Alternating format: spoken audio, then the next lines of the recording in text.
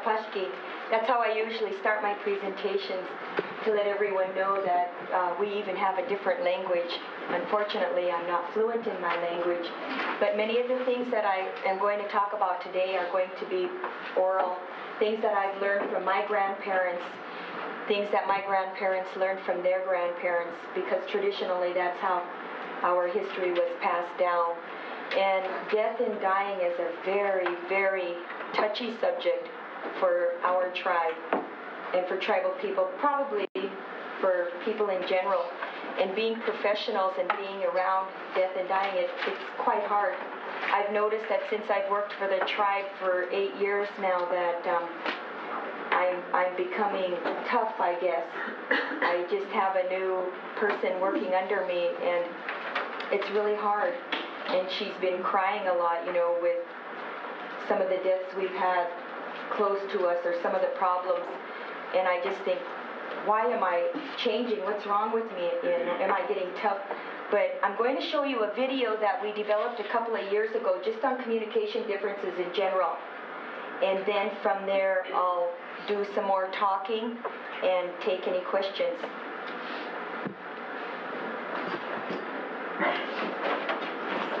Is there a way we can maybe dim the lights? Yes.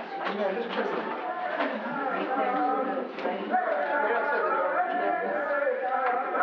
My name is Woodcock Apashki, Woodcock.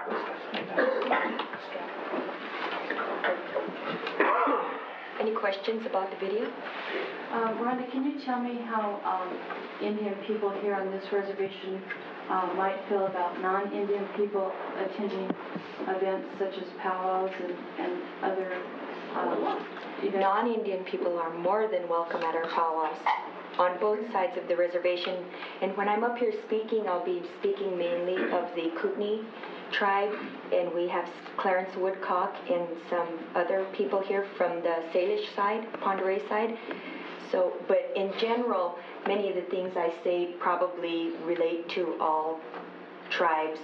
I'm married into the Colville tribe, and all of the tribal powwows in the Northwest would invite the non-Indians. There are just certain things that, like our religious ceremonies, are the only things that some people are banned from. And I'm not at liberty to talk about religion. But what I would like to talk about is the circle of life and the way the Native Americans feel that you start your life at conception, and you have this process, and when a baby is born, they save the umbilical cord and they shape it, and then they'll tie it on to the, you saw the cradle boards here? Mm-hmm. They'll tie it on there, and for each year they add a bead, and that's how they keep track of the age. And everything is in a circle, and I tried to get it on this video. You saw the moon, you saw the little dandelion. I mean, everything is in a circle. Even the things you can't see is in a circle. So I believe that we do complete this cycle, and it's very spiritual. Even before the Christians came over, hundreds and hundreds of years ago, we had a religion. And part of that is very sacred. If you've ever been to Chief Cliff and noticed the statue up there, there's a story behind that of a woman holding a baby. And we have a creation story that my grandmother told me about some baby being conceived immaculately, you know, through immaculate conception. And so even though we didn't have a church, we were very religious. And they believe that when that umbilical cord is still attached to the baby, it still belongs to the Creator. And then as that baby grows, my grandmother says they're so pure and so innocent. Children are like angels.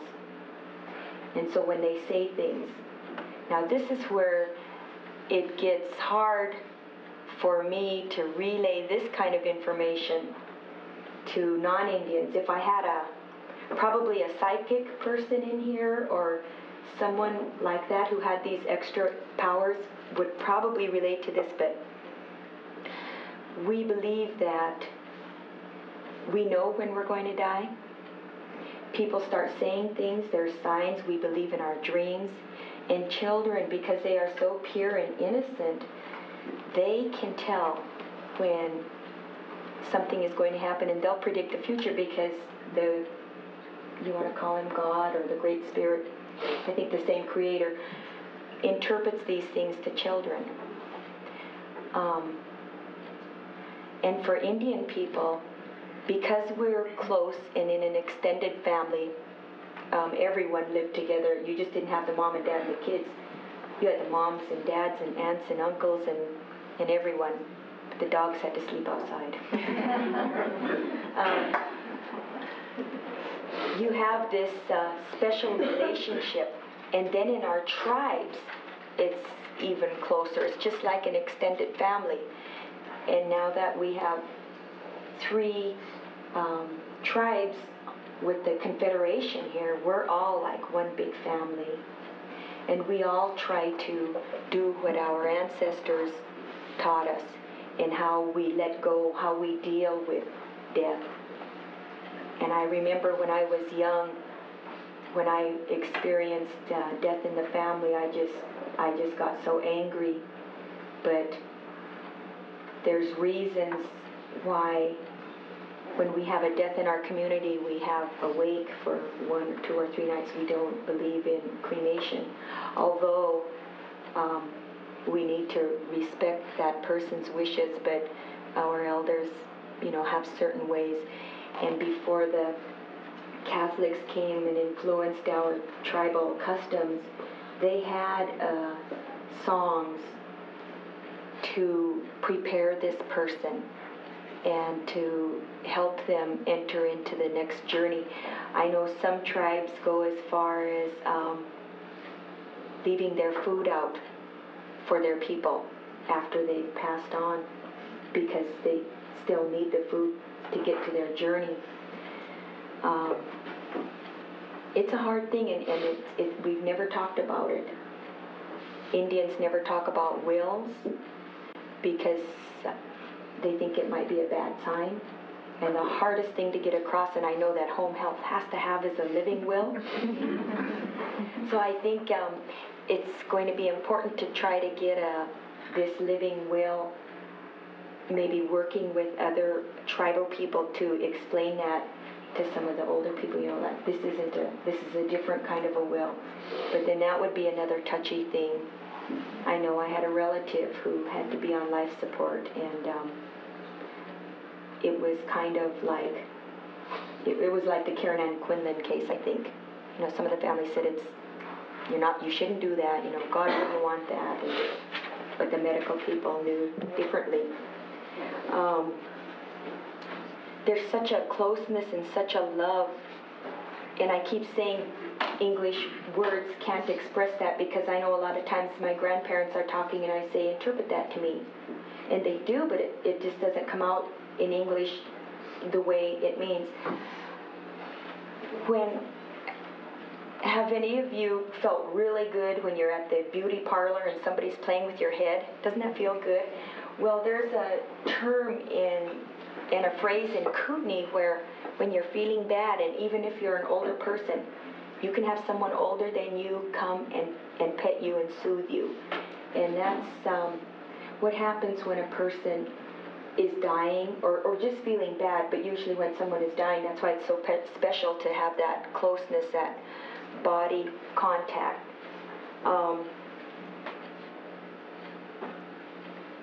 Just recently, I'm going to talk about, because I talk a lot from experience, I'm going to talk about the 2 deaths we just had in Elmo. And one was a 62-year-old man, and it was a shock, and everybody thought it was just so fast. But this man knew, and he was saying things, he was letting people know that he was ready to go. Same with this young lady who was only 32 years old, and it was really hard, but in order for the tribe and the people to deal with reality and deal with this, it was nice to have the wake and to talk about it, and to have her mom say some things that, oh, that's why she said this, that's why she did that, that's why she got all of her Christmas presents and already had them wrapped. And, you know, like they're prepared. That's when my grandmother says, when the older people are dying, when they're preparing, you have to be very careful with them. And that's why many of them don't like to be alone or in a hospital. Because like little children, they are leaving their bodies already. And I know we believe in ghosts. I know I've been ghosted. And it's not scary if you know it. I was driving down the freeway in Seattle one time, and I heard about a woman. She was on the telephone telling this disc jockey, they were talking about near life or death experiences, and she said it was about 4 o'clock one morning, and her little boy came running into her bedroom and says, Grandpa just kissed me. And she said before this little boy came in that she got this strong, strong feeling of love. And it was just strange. And she said, Grandpa couldn't kiss you. He's fishing with your daddy. He said, no, Grandpa did kiss me. And about 7 o'clock that morning, she got a call that about 4 o'clock that morning, her husband and her father drowned. And so we know about these things because we were weird. No. Like I said, you know, we can communicate. We think that everything is alive, and in your dreams, you'll dream these things, or you'll feel them yourself. I had a brother who died when he was 21 years old, and he was leaving. And the last time I ever saw him, he says, tell Mom I'll never see her again. I'll never forget that. And I just thought, And I didn't tell my mom that. I just didn't know why he said it. Until after, well, he didn't. He never saw her again. But the only consolation, I guess, that we do have, and that I believe in no matter what religion, unless we're an atheist, is that we go to another world. And that's what the Indians believe, that we just go on to another world to complete our cycle, of life. So preparing, before I go on, I'll tell you what I didn't even know what hospice meant. And I know they have a hospice something in Missoula. I said, what is that? But it's hard, you know, like when my grandfather was in the rehabilitation in Missoula, it's hard for him to communicate with other people. And I think by sharing this information with you health professionals, and if you're not afraid to ask questions, it'll be easier for you to deal with our elderly population on the reservation who really are more traditional. Some of us try to hang on to our roots and try to practice, but it's really hard living in both worlds, trying to work and then do our Indian things at the same time. But hopefully things will get better, and I would just love to take any questions from the audience. And I don't know if I really touched on the things you need to know about, or if Clarence wants to add anything, or Millie or Marion. Any questions? Go ahead. I have worked in the hospital and had with the Native American elderly, and had the medicine bag show up and not knowing whether I could touch that or move that if necessary, or what significance, if any, it had that I should be aware of, so that I could respect the tradition. That's really a beautiful question, because we've had that happen before. Like in Kalispell. Where do you work? What hospital? St. Luke's Hospital. In Ronan? Mm-hmm. Because in Kalispell, a couple of times our medicine people have been in the hospital, and I've talked to the nurses and said, you know, he needs to wear this, or can he drink some of this Indian medicine? And they usually say yes, no problem.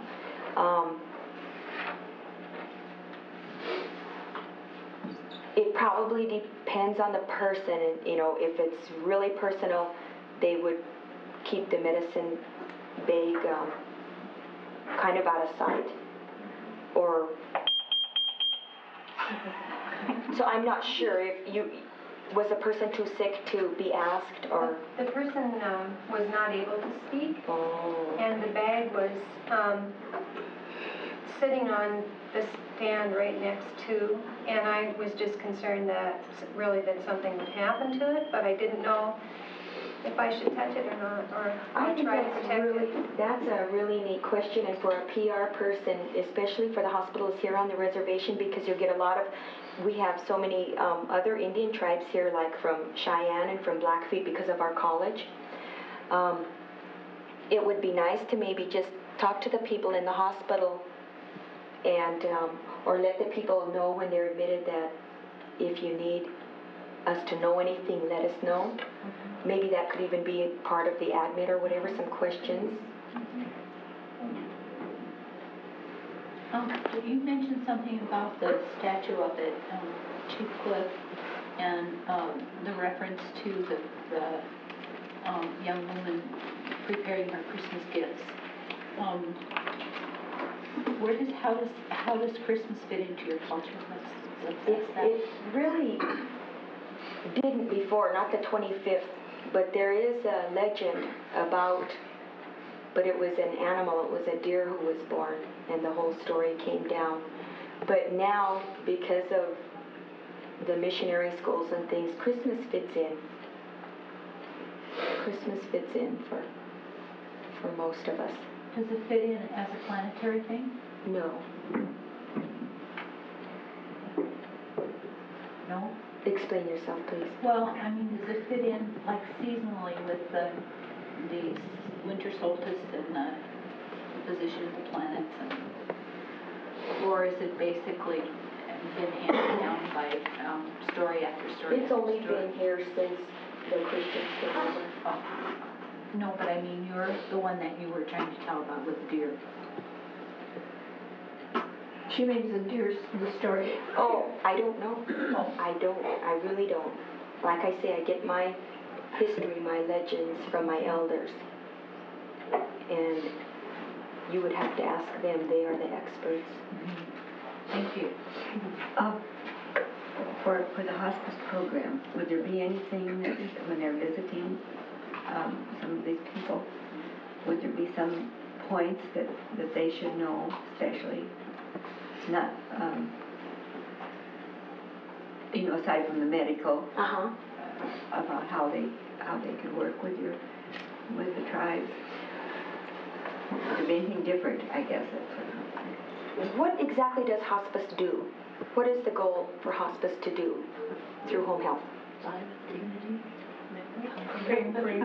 Pardon? What it is to provide home care, basically home care for terminally ill, is to prepare them for their death. It's to allow the person to stay in their home as pain-free as possible, as comfortable as possibly, and to have a choice about the way they die with dignity. And see what little bit I know about Indian cultures. To me, hospice just kind of parallels it to me as far as what I know about how they want to be in the final days of their life. To me, it's like the same philosophy. Then to answer your question, I think probably just because each individual really is unique, and maybe just find out what the individual wants or the family. Because many times, like I said, for Native Americans, when they know it's their time to go, they'll start saying, this is what I want, this is what I don't want. And maybe just to let them be more aware of their options. I've had experiences, not Native Indians, but in my own family. And I'm Sicilian. And my father knew he was going to die and had prepared himself for it. My brother, the same thing, had done the same thing. He was laying in bed and told his wife, bring the kids because this is going to be the last time I see them. And my sister said, oh, no, that's silly, that's stupid and all that. And she walked out and 10 minutes later died. So, I mean, it happens to a lot of people. So I just have a question for you. So you would never ever do life support things then if the person is, okay. That's kind of the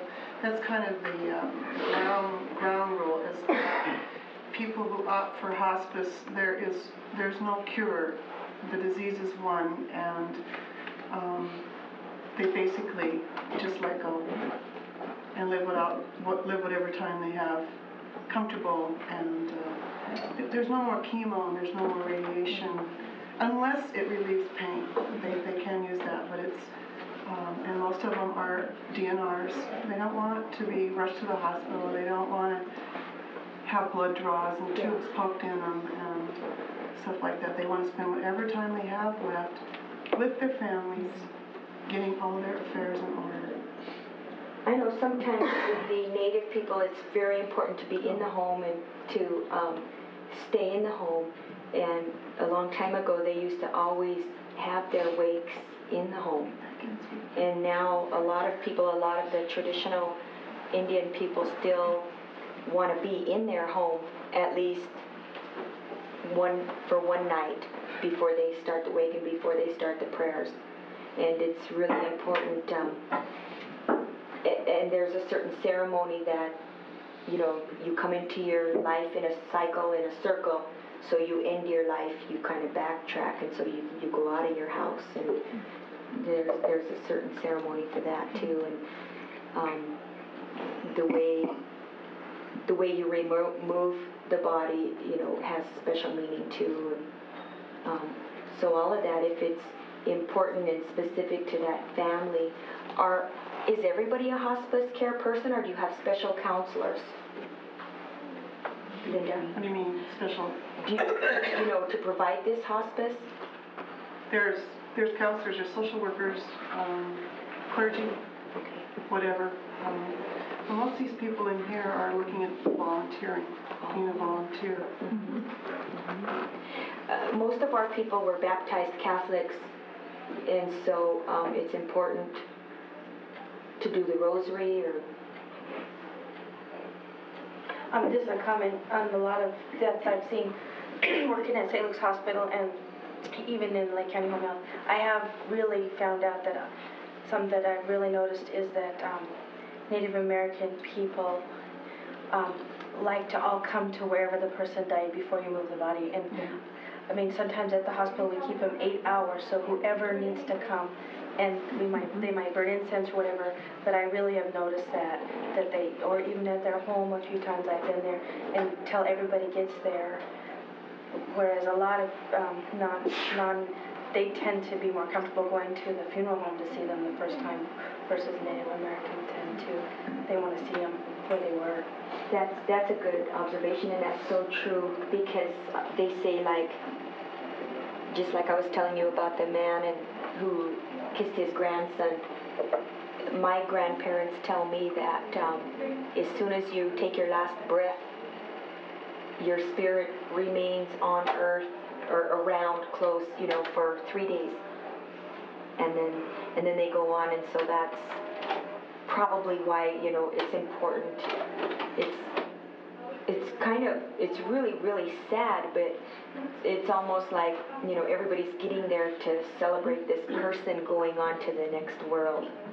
And I know for younger people or whatever age group you're in, it's just, I'm not sure of the steps. I know there's denial, I know there's anger. What are the other steps for grieving? How many are there? Bargaining, depression, and acceptance, right? Say it again. Bargaining, depression, and acceptance. What's bargaining?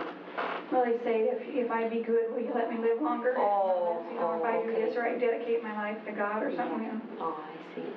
Okay.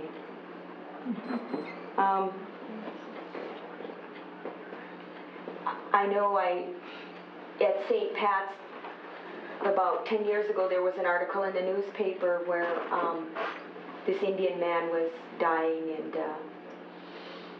the doctors, said he's terminal. So, and the Indians asked if they could go in, and they said yes. And the doctor said he didn't know what they did, but when he came out, when they opened the doors, it was all smoky in there. But anyway, it was a miracle because this man came out of it. And we believe a lot in our Indian medicines and our Indian lifestyles, our ways of taking our sweat baths and doing our ceremonies.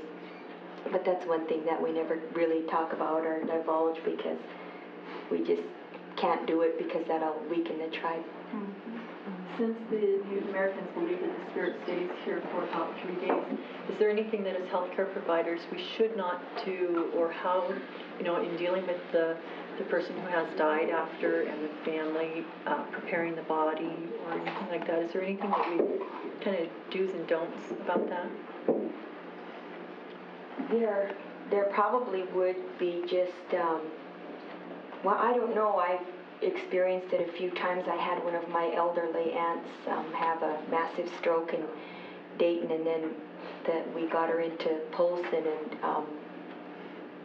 and it was just terrible to watch them take her out of the hospital, and kind of so cold, and it just blew everybody away, It's, but I don't know if that's normal, but maybe, I don't know if you put anything over them or zip them up, but that's one thing I wouldn't do in front of the family, because it just, I don't know, I guess it's reality, but it just seems so, wait a minute, that's my person, that's my relative, don't do that. I don't know, do you, Marion, you guys think of anything else that? I'm just glad to hear Linda say that, allude to the fact that we, and another lady mentioned this morning too, how we have actually done hospice all our lives, but not called it hospice. Yeah. I mean, as a family, when a tribal member dies, you're there, you're there. As soon as you're here, I mean, you start congregating and supporting each other. Yeah. And I know I've always done that. I guess what I hope to learn by doing this is my sister Rose never passed the denial stage. And so we couldn't talk about it, we couldn't make plans. And even though we knew, it was getting closer and closer. And then like when the pastor mentioned, we didn't get to say goodbye like we wanted to till she went into a coma, and then it was too late.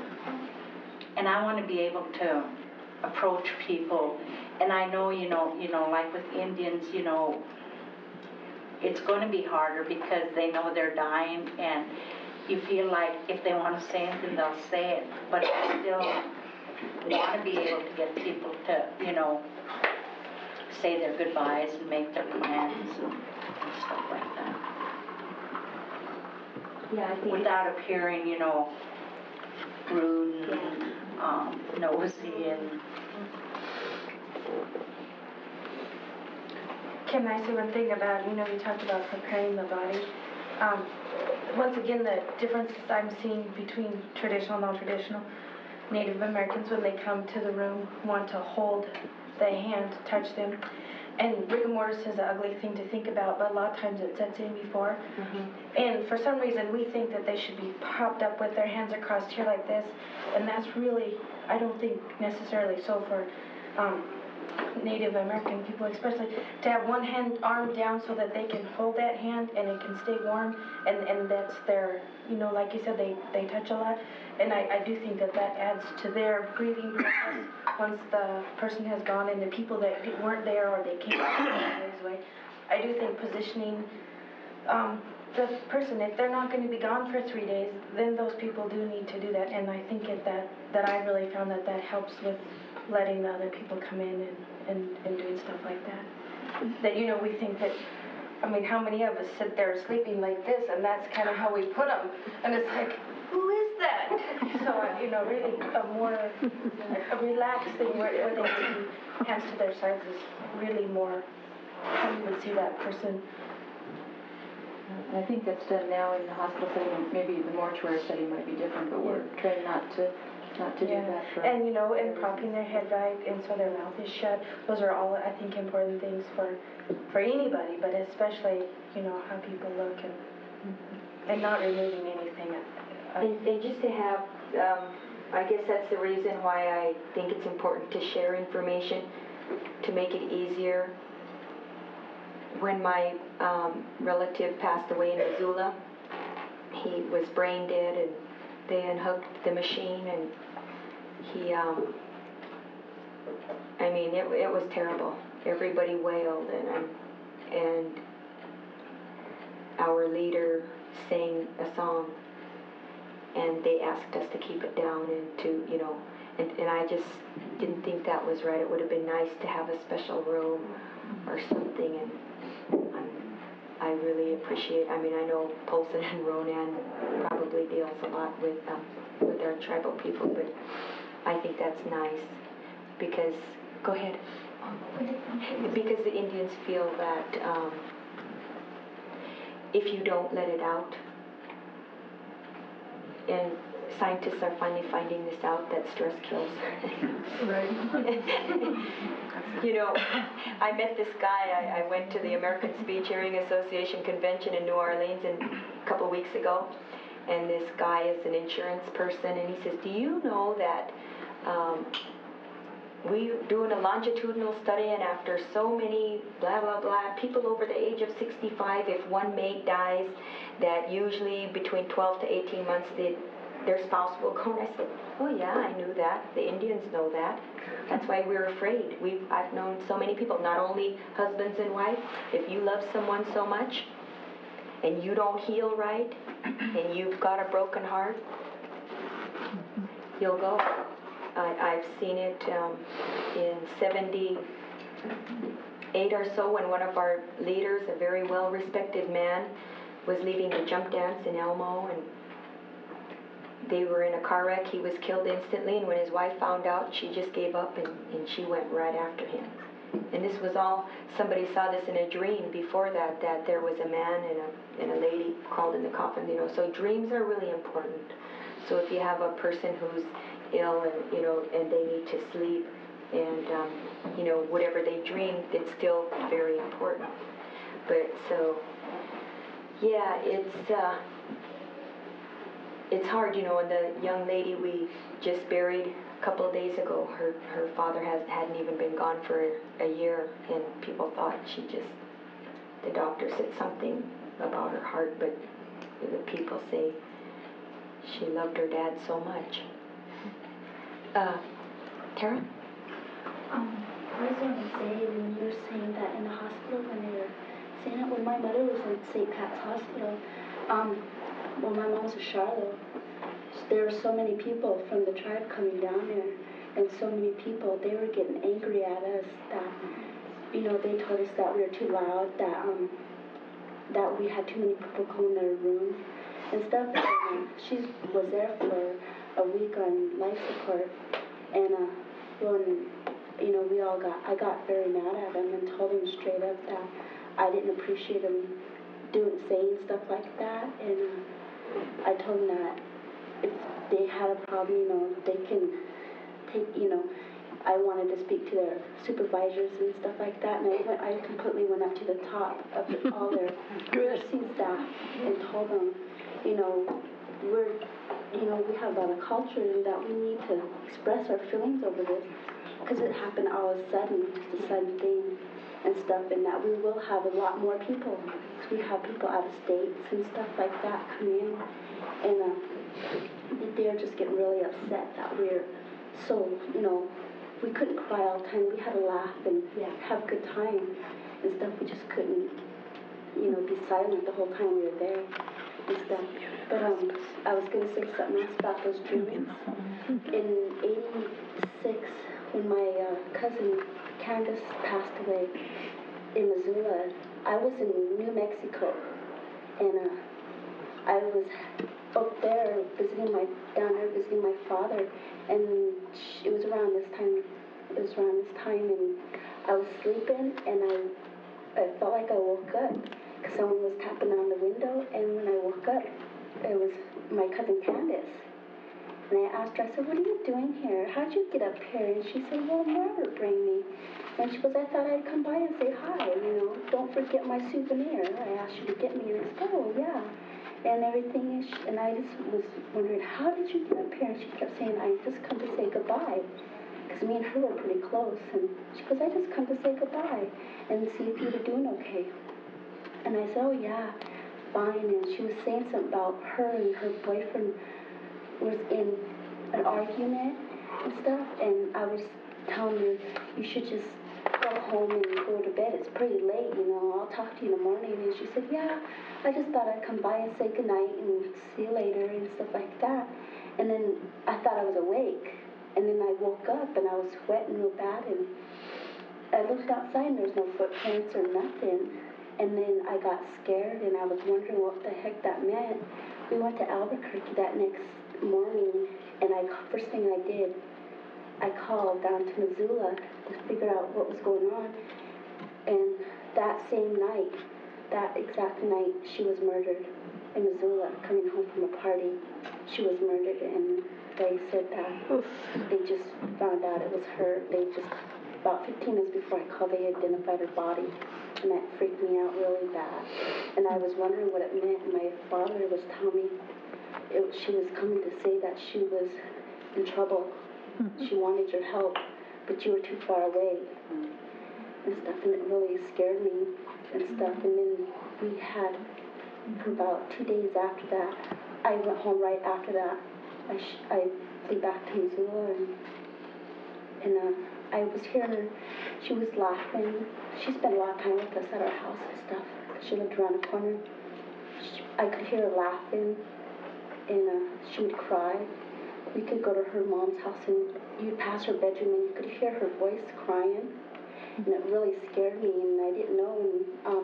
And Albert told me that it wasn't her time to go, and she was crying about it and stuff like that, and it kind of scared me and stuff, you know. But I understand now. I'm a lot older now, so I understand. At the time when everything happened like that, I didn't know and stuff, and now I do. That's why it's important to learn from your elders.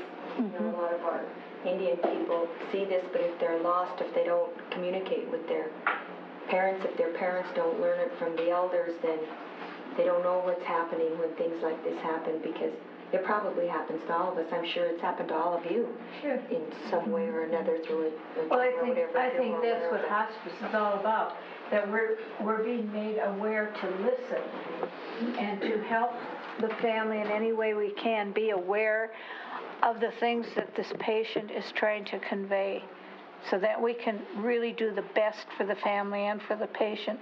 That's what hospice is all about. And what you're speaking about, being aware that death is imminent, that's very natural to all cultures. Because my father was visiting me in Ronan, and he always stayed 6 weeks, and he cut his visit down to 3 weeks and said, I have to go on a long walk with you. And we went for a walk all over town, and he said, I have to go home. I have to set my affairs in order. And a week later, after he'd gotten home, he had a stroke. And 7 weeks later, he died. He was very aware that this was his time. So it's common, but see, we have to be alert to these things. And we have to be aware, because God is nudging us all the time. And that's what I pray for as a hospice volunteer. I pray that I can be very aware of when God is nudging me, that there's something that this person wants to convey. You bet. The question I have, Rhonda, is, you know, we've started doing in the hospice, particularly the hospice movement in Missoula, is the chalice of repose and the heart music vigils at bedsides. Do the Indian cultures do anything like that?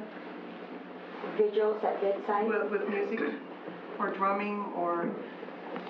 Some tribes do. Like I said, my husband's from the Colville tribe, and they have the 7 drums, and they use their drums to get their person into the next world.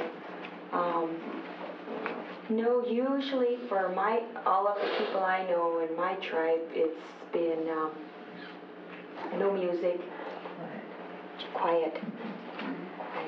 But I used music with both my mother and my husband. It was very, very lovely. I mean, to have quiet music. That's all they wanted.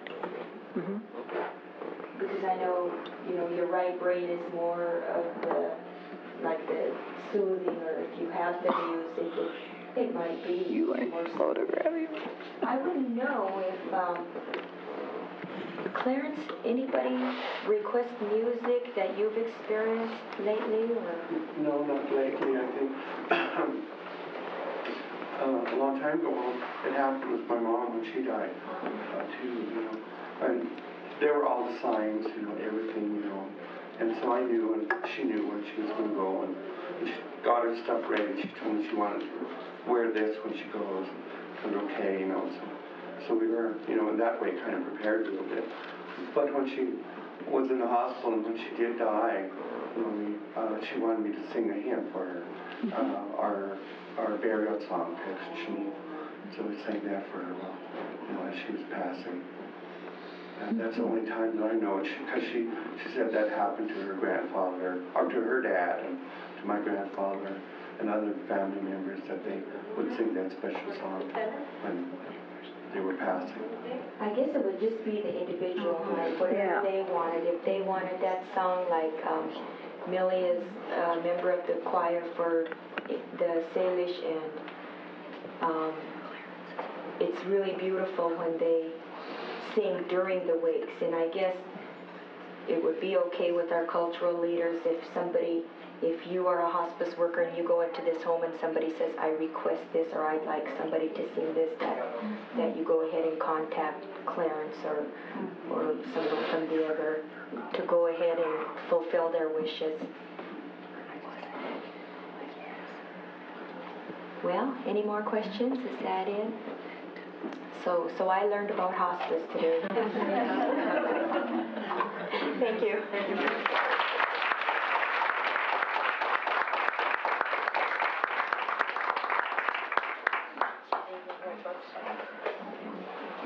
Come up here, stay there, whatever you're comfortable with, Clarence. Stay here. Okay. Thank you. You know, Linda, but because I'm Oh, because of the, can I ask you to come up here, because we like to record you in that light back there.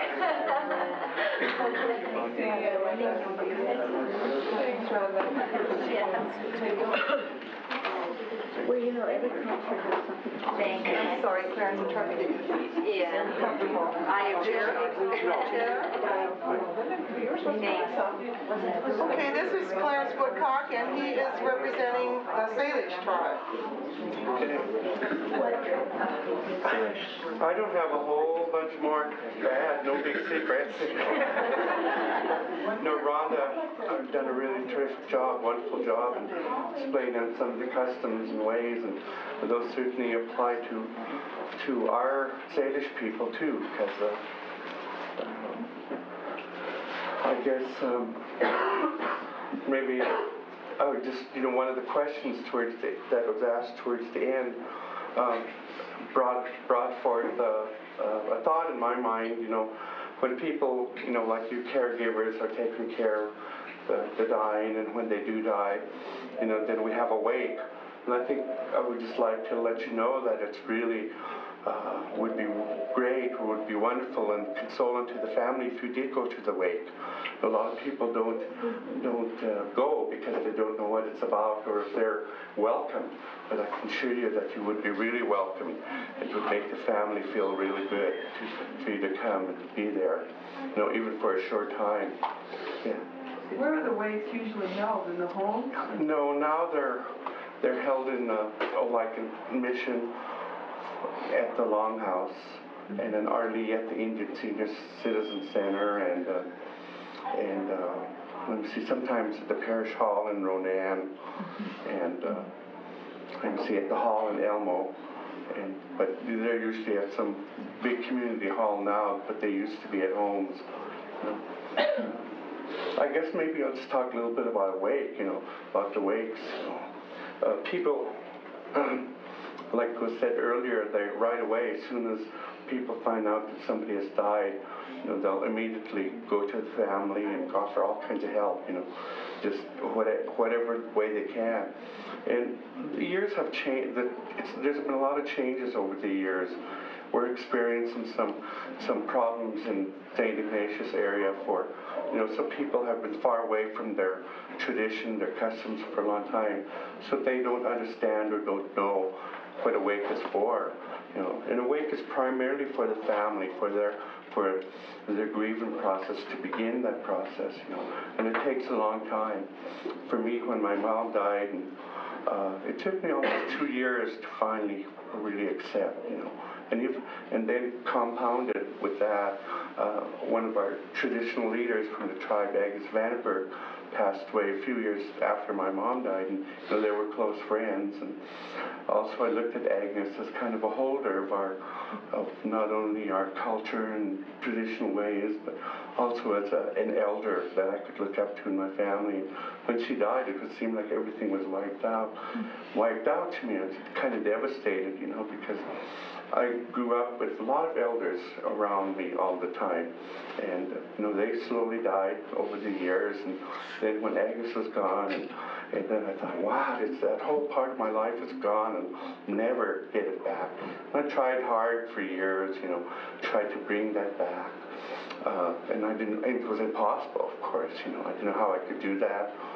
I wanted to go join them too, or I wanted to bring them back, but it just couldn't be, So, but it took me a long time to finally come to terms and kind of say, okay, this is a different world, and you can't have that back there, but you can make a new culture now, new tradition ways, with what they have taught you. So it finally took that long, and I think that's kind of an example of a lot of Indian families, because of the many losses that we've experienced over the years. So compounding the death, there's a lot of the grieving still from the past, like she talked about the boarding school experience, loss of language and culture, traditional ways, the smallpox, it was hundreds of years ago, but they still affect us today. And the move by the federal government to exterminate Indians, all those things made us the way we are today, I guess. Carrying a lot of grief yet, and a lot of unresolved grief. So we work on that besides the death issue today too. And there were many grandparents that I didn't know, my grandparents I didn't know at all. So that all carried down. So it's really kind of a hard time. But the wakes are really wonderful, really helpful, because well, when my mom died, I was in shock, didn't really grieve or cry at all during the wake, until it was a year later. My friend, he was a medicine man too, and he's my friend, and he died, and it was through him that he made me cry and really grieve, and then I let some stuff go. But the wakes are, ideally, and the way they used to be a long time ago, they were for the family to help that grief, because the first people will gather, and there'll be prayers said, and they'll sing, have meals, share meals with each other, smoke together, coffee, and visiting and laughter, and and then also a lot of prayers too. And then that goes on throughout the night, and in the morning is a very crucial time, I think, for a wake, because it's just before day breaks, usually around 6, or depends on the season. They're what we call the morning prayers, and we recite these prayers and sing a very special hymn. But the whole idea behind that is that we have gone through that whole night, then we look towards the day, and this person that died is not going to be with us that day. So our elders, one of the leaders will get up and talk to the people that's there, and it's in a way that they're pierced, their hearts are hit, so that the grief, the tears flow, and they would cry, Then after that, they'd say that these tears are a gift from God, from our Creator, so they help wash away that pain and the grief. And then, of course, we pray for for that gift and give thanks and close that ceremony. And so early in the morning, it's a really, really special time. Like in the evening, we'll have rosary, and a lot of people are there. A lot of confusion these days, never used to be in the past. But, it's the way it is now, and I guess we've got to live that way. But towards the morning, there's fewer people, and then you get a really chance to share your grief. Even if we go as leaders, prayer leaders, or just distant family, friends, or distant relatives, we still share in that grief that morning, because then we are allowed to be in our own grieving to that present time and wash it again and pray over it. So it's really important. The wakes that used to be held at homes a long time ago, like when we were children growing up, 7, 8, or just children, the family would hear about a death, like even if I live in St. Ignatius and there was a death in Elmo, we'd have to be quiet. We couldn't be outside hollering and raising heck, We had to have respect for that person that died. So everyone was quiet down. And at wakes, children weren't allowed to run outside and play. They'd have to come in, stay by their parents. I grew up that way. I stayed with my aunts and my mom and my dad and uncles. I sat by them during the whole time. I couldn't get up and go out and play like they do today. But because we were taught very early to have that respect, and it was a very important time,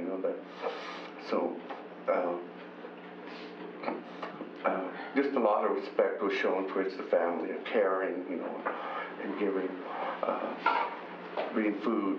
People would just go out of their way to help them clean, and then after the funeral was over, sometimes some people will have a giveaway right after the funeral, and that's giving the personal belongings of that person away to friends and family, in a way that they're helping take away these material things from him so that he can be free to go, or her to go. So, but if we don't do it right away, sometimes it's usually a year later, and that'll give the family time to go through the belongings, and if there's any probate that has to be had or whatever, then a year later we'll put on a dinner again, a memorial dinner, and we'll call the people, let them know, and we'll come in, and we'll start with a prayer, and then we'll have some people stand up to give some spiritual direction, spiritual advice to the congregation, people that are there, on just spiritual matters, how to help themselves, and give encouragement to the family, and then there'll be prayers, like Rhonda says, what is almost 200 years, 175 years, our culture has been influenced by the Catholic missionaries, so that is a part of our culture now. So we do our hymns and prayers in our Salish language that were taught to us from the missionaries a long time ago. And let's see, so after the talks, we'll say the rosary and sing different hymns. There are a number of different hymns that are associated with funerals and wakes, that we sing. And then after that, then there's a big feast. People would put on a big feast in honor of their loved one that passed on, that they're remembering. And then they'll have a giveaway after that, give people belongings, or people will buy blankets and other things to give away so that people will accept them in honor of that loved one that went on. So, ideally that's the way things were. Of course there's some changes, today, so but we got to live by them, I guess, and adapt, I guess, as the culture changes too. Prior to death, I think we touched on it a lot before. If a person's dying, like we have somebody at home right now, my cousin's father-in-law is terminally ill with cancer, and he just got out of the hospital today. They brought him back to his house or to his son's house for him to die there, and that was his wish, and that's the family's wish too. If they can't do anything more for him because it's terminal. So I guess people will start then, accepting or going through all those emotions beforehand, and but it makes it a little easier. I think the elder or the person that's dying, if it's not an accident or anything like that, they'll prepare themselves. Like we said earlier, they'll know. Like my mom, we knew. I mean, I and her knew, because there were some signs that happened, and she told me that was when he said you're going to lose an elder in your family, and we knew without even saying it. She knew it was going to be her, and I knew too, but it was still hard, and there are a number of different signs, I guess, among different tribes, that people will be aware of, that somebody's going to die.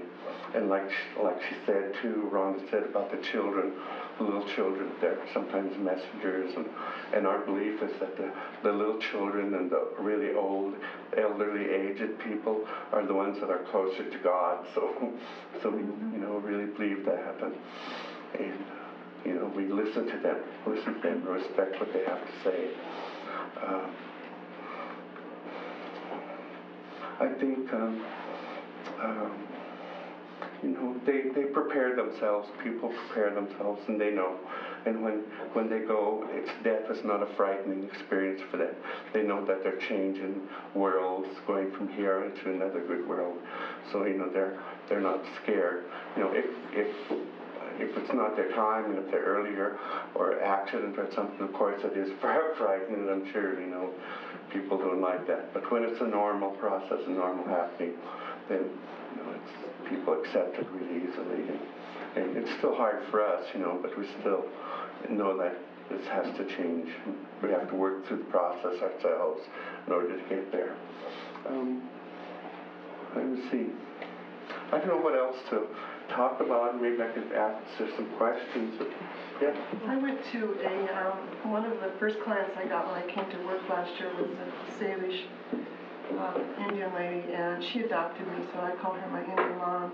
She died last October. It was actually my first experience with the wake and the funeral. And two of the things, actually there was three things that happened at this funeral. It was at Mission, and there was a bird. This bird had gotten into the church a couple weeks before, and through her whole funeral thing, this bird is up on this thing, chirping, which I thought was really symbolic. But I was impressed with, I'm Catholic myself, I was impressed with the Indian blanket on the altar. And then the singers, and all I could think about was, I hope that you all hang on to that cultural thing and that tradition, so that people your age and some of these young people have those traditional Indian singers at their funeral. I would love to have it at mine, and I'm not Indian. But I was impressed with the Indian blanket. It just made that altar so beautiful, and I didn't know what all that meant. I guess just to make it feel, make it feel good, feel like, the cultural presence is there. Something interesting I want to add about her is the last time I was on call was the weekend of October 16th, and I was out making my visits, and I didn't even realize what day it was in my head, but I was out making visits, and I had to go by this lady's house to stop in to see the family. And I could not find them at home on Saturday, and Sunday, October 16th, I showed up on the doorstep, and her sister said, "Do you know what day this is?" And I said, "No, Sunday, October 16th. And she said, "It was a year ago today that Rosemary died." And she said, "You're spooky for a white woman."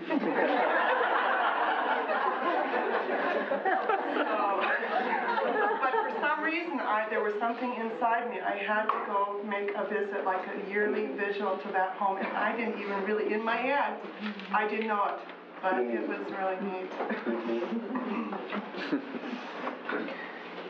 sometimes you said that we aren't welcome to go to the wakes, but we also need to respect the family. If we ask the family and they don't feel comfortable for us to be there. Oh, yeah. I mean, that's a very private time for them to go through. And if, I know we feel like we become part of the family, taking care of them, but we still need to ask them if they want us there. Yeah. And going to the funeral, I think we feel more comfortable because we are more, we go to the funerals more than we haven't gone to the wakes. But I've had families that I've said they'd feel more comfortable if we went to the funeral and not the wake. Certainly, yeah. Does the wake last 3 days? Yeah, pretty much like. Do you do the same thing over and over again for 3 days? Well, like, yeah, basically, there's somebody will lead prayers, you know, anybody can lead the prayers and sing the hymns, and then maybe somebody will give some a talk to console the family and the friends, you know, because we believe that if, you know, just like our body, if one part of our body is hurting, then the rest of us hurts, and that's the way our tribe is. You know, one person in our tribe is hurt, and the whole tribe feels it, you know. So do you, during the wake, do you have, like when you all go eat someplace or whatever, do you leave somebody with the body? Yes, and that's usually one of the family, or anybody could do it, but yeah, usually some family member will stay there the whole time, you know. They might take turns going home to rest and then come back, you know, but somebody from the family is usually there all the time. And so basically, yeah, it just goes, you know, it's quiet during the day, you know, and then in the evening, a lot of people show up in the early part of the evening, and after midnight meal, a lot of people leave, and then the really morning hours those are my special times, because you can really commune, you know, with the Creator and the Spirit there, and with the family. Some healing really takes place during that time, and that's a special time for me. Then you have a funeral service after the 3 days, is that right?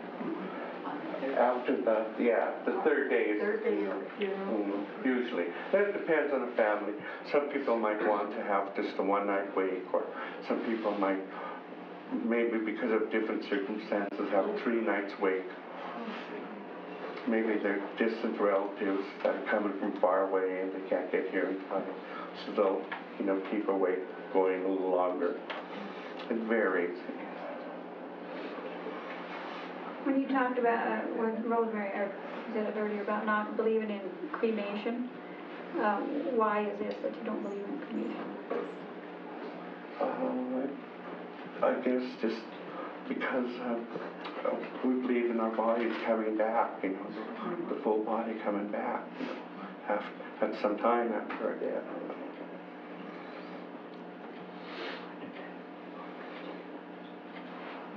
I'd like to add something to that. When the person is sick or terminally ill, you know, the close friends and everything would like to, you know, be with the family, go down to the hospital and help comfort, you know, while somebody's in the hospital. And a lot of people come down, create a bond, you know, or ask, you know, pray in the Native American way to ask the great God to, you know, help me get well. You know, in case a person dies, we get together with the family at their house, you know, where that person was all the time, come to the house. Even though that person is, you know, gone, they want to be with the brothers and sisters and the mother or the father. And, you know, for the feast and stuff, they give that stuff away to help us remember in a good way. That stuff that is given to you that doesn't fit you. It'd be nice for you to, you know, find someone that can use that whole thing. And around if you can't find anybody, campfire or use it to burn so that person won't feel like, it's lost and all that stuff laying around. Good to know. Clarence, is there anybody contact if we get in a situation that we're maybe not meeting these people's needs and we need to touch base with somebody and maybe get a fresh look on what this family might need from us, or to invite somebody in home? A lot of times there's lots of friction going on, and not being a Native American, sometimes culture is really hard to get to know some of those people, and you feel like, geez, I should be able to do something for them, but it's closed off to me. Who can we contact to open that door for them and help that? Sure. You can call me at the culture committee in St. Ignatius, and if I can't do it, I can refer you to somebody that would, and also to Patricia Hewitt-Corn at the Elmo Culture Committee, and she would know who to contact. If they're traditional families. This isn't a question, but I just wanted to share with you guys my experience with my sister Rose. And I told this to Linda last week when she was at the college. We had a lot of people calling and asking if we needed anything or whatever.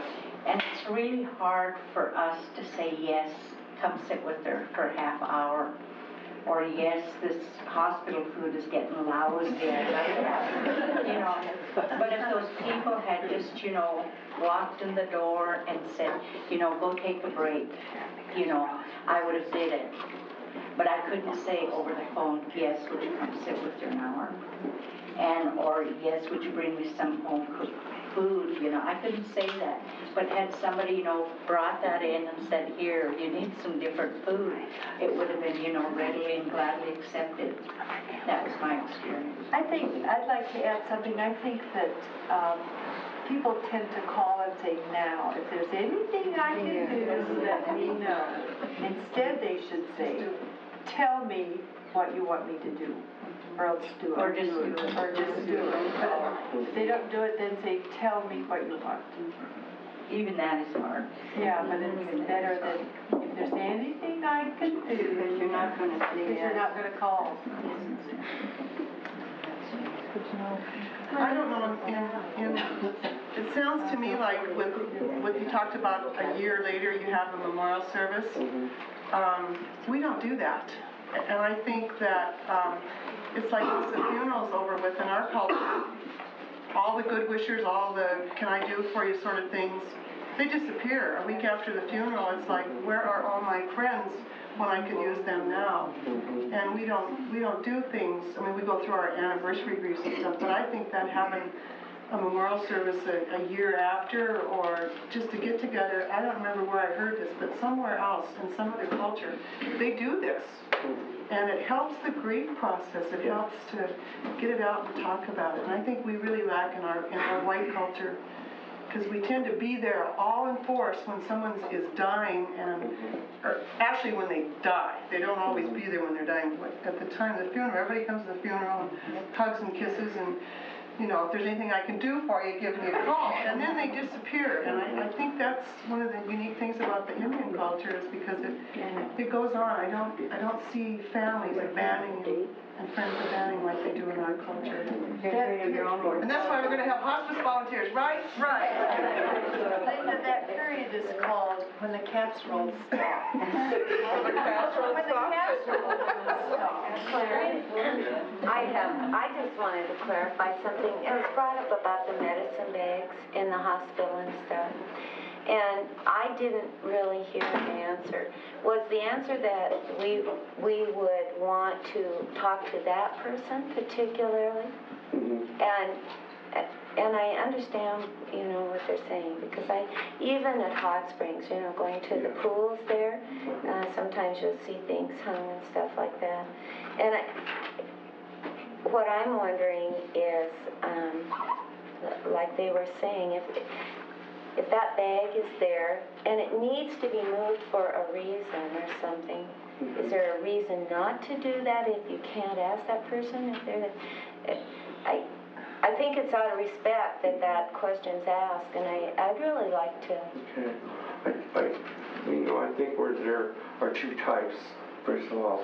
I think what Rhonda was talking about were the medicine bundles, people's real medicine bundles, and there are very few people that would have them or would bring them to the hospital, or they might, but they make sure somebody is there to help them take care of it, And sometimes other people have these little pouches, and they call those their medicine bags and medicine sacks. And I think, it would be good to ask the person if you can't ask the person, if just somebody in the family or somebody close like that. Yeah, I agree. I think it's just more than anything, whether, there might be a medicine bag, but if it's one of the elders, they probably have a rosary attached to them somewhere too, or like if they're maybe Mormon, Yeah, it's respect for any culture, I think. anything that they have, their underclothes or something, you just don't remove it. Yeah. And I guess then you have to weigh, is that patient care need, is it your need to do something for that person? Or is it really that person's need that it be done at that point? We had an example in a nursing home I worked at in Missoula years ago. We got one of our first little Hmong patients that we'd ever had. She was a sweet little lady, didn't speak a word of English, and I can't remember for sure what was wrong with her, but she tied her food in balls on her bedding. You go in to assist her out of bed or to make her bed in the morning, and you come across little bags of food, and you left that food there because that was what she did when she was in Vietnam. That's how she hid her food, so that she would have food. Oh, it was a real experience. And we were told in that situation that if she ever got to the point where she was dying, to get prepared, because they do chickens, they sacrifice chickens or something in the room, and we thought, oh, this is going to be great. But as it was, she got better and went home. But it was a real learning experience for all of us. We're not into that. When I was a child, I was raised in a very Irish culture, and the 3-day wake was exactly that. And I remember my aunt, the wake at home, the casket had to be on kitchen chairs, and all the chairs had to be in. And when the pallbearers came to take the casket out the door, the foot part had to go first, and then each casket bearer had to kick a chair over. Oh my goodness. So that the spirit of that person could no longer be on that chair. And when we speak about the different cultures, there's, I think probably every culture in the world has something. My grandmother, who was very German, gave me an acidity bag. And I still have that, and it has all her little charms in it, and a cameo and stuff. And I would hope to pass that on to my grandchildren too. But I remember the Irish, and if there weren't enough Irish family there, then it was the obligation of the oldest boy to hire, as it were, the mourners and the weepers. When they go, on the beer, please. But what I'm saying is that it was always at home, always at home.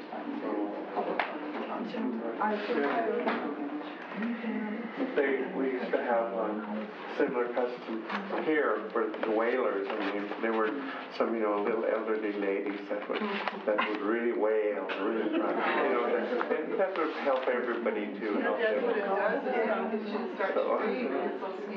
We don't have that anymore. I was one time involved, or had an experience at St. Luke's where an elder died, and as the family presented, I began to get really upset because I realized that I knew them and that I'd known them for a long time, but I didn't know everyone's relation to each other. And so there was a lot of grief and supportive hugs and behaviors going on for quite some time. And after that was over, I knew about the wake, but I had never been. And I was a little conflicted about whether I should just show up there. I wanted to show my respect, and I knew the time was going to pass where I could really do that, so I mustered all my courage and decided to go. And when I walked in, I was greeted like a family member and shown so much love that it was very touching. I actually received a healing by the experience of being with those individuals, and they brought me and sat me down amongst the family, and they had brought albums of the family and all the things they had done for years, and sat with me and went through the pages and told me about all kinds of things. And I spent a few hours there, and when I left, I knew that I had made the right decision to go, and I was healed by that. I would encourage anyone who felt really strongly impressed to show that respect, to do it. Yeah. Right, that's what it's all about. Yeah.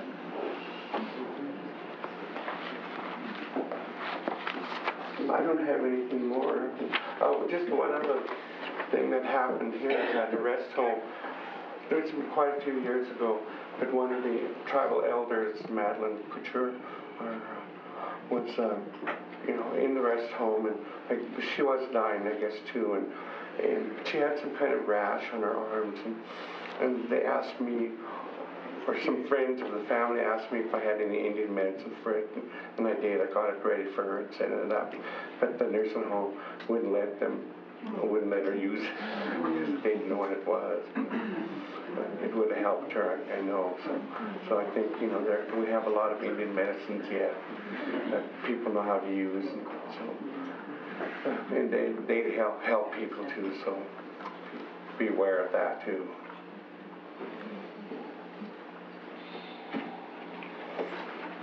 Thank you, Curtis. Thank you.